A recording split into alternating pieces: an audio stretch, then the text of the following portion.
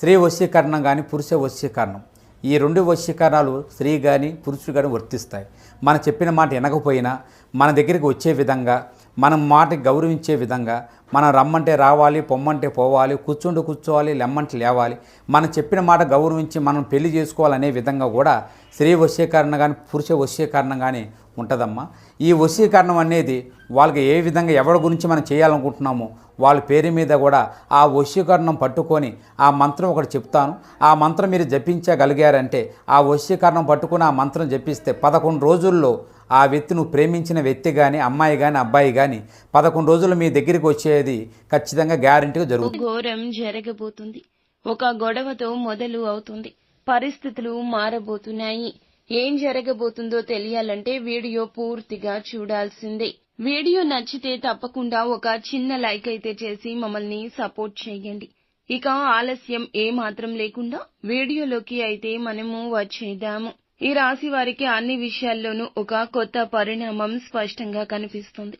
ముఖ్యంగా ఇంట్లో ఘోరం అంటే ఇది తాత్కాలిక గందరగోళం కాదు, ఒక పెద్ద పరిణామానికి సంకేతం.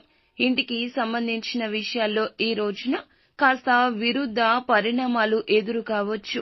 ఉదయం నుంచి సాయంత్రం వరకు కొత్త సమస్యలు వినిపించవచ్చు. ఈ సమయంలో ఈ సమస్యలు వస్తూనే ఉంటాయి. ధైర్యంగా ఉండండి. ఇంటికి సంబంధించి ధనం ఖర్చు కావడము, ఎలక్ట్రికల్ సమస్యలు, ఇలా కొంచెంగా ధనపరంగా మానసిక అశాంతి కలగొచ్చు. కొంతకాలంగా వాయిదా పడిన ఇంటి మరమ్మతులు ఈ రోజు ప్రారంభమవుతాయి. కొందరికి ఇంట్లో కొత్తగా ఆవాసం మారడం, అద్దె ఇల్లు మార్చడం, గృహ ప్రవేశం, గృహ నిర్మాణ పునః ప్రారంభం, ఇలాంటి అంశాలు కూడా ఉండొచ్చు.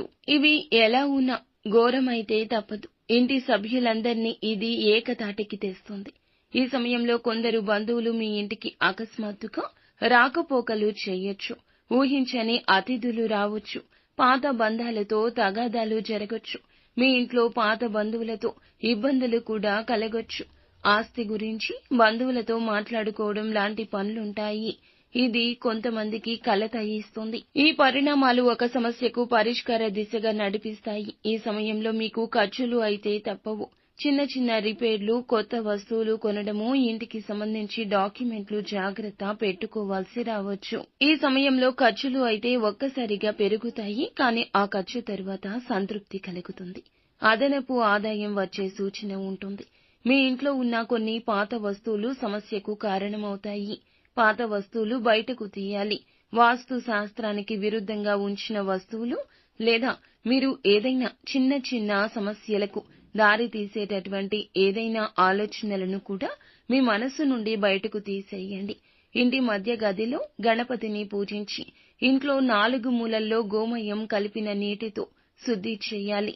ఇది మీ ఇబ్బంది తగ్గిస్తుంది. ఈ రాశి వారికి ఈ సమయంలో ప్రధాన సమస్య ఆందోళన. సమస్య తేలికే అయినా కూడా మనసులో భారం పెరుగుతుంది. అందుకే ఈ సమయంలో ఏం చేసినా కూడా పెద్దల సూచనతో చేయాలి. తల్లి, పెద్దల యొక్క ఆశీర్వాదం తీసుకోండి.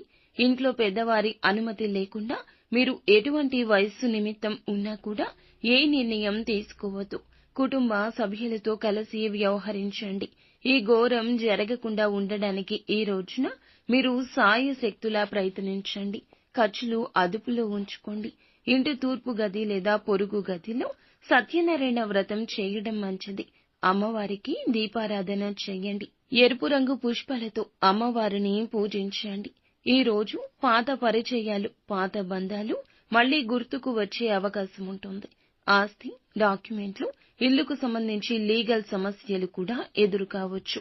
వాదనలు ఈ రోజు కుటుంబ సభ్యులతో జరగొచ్చు. సహనంగా ఉండండి.